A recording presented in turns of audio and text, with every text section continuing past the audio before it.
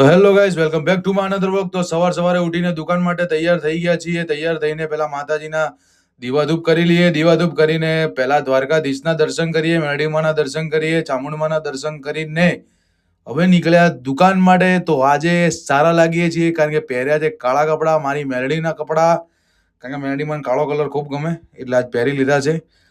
તો હવે ગાયને ઘાસ ખવડાવીને નીકળ્યા દુકાન માટે. તો દેખી શકો છો તમે, બાઇક તો સરર પીરી હેડેરું છે.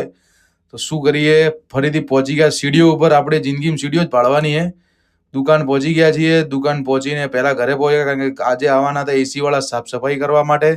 તો ખાઈ લીધું ખાવા, નીકળી ગયા દુકાન, થેલી બેલી લઈને ઠઠાઈને દુકાન પહોંચી ગયા. લસ્સી બસ્સી પીધી. આજ ભાઈએ લીધું છે બાઇક. અમારા બાજુવાળા ભાઈઓએ મસ્તી કરી. મસ્તી કરીને રાજભાઈને તો બીજું કોઈ કોમ ધંધો છે નહીં, પણ હવે નીકળ્યા રાજપુર. આવી ગઈ રાજપુરની ગળીઓ, આવી ગયું છે મઠ. આ મારી માં છે સધીને સિકોતર.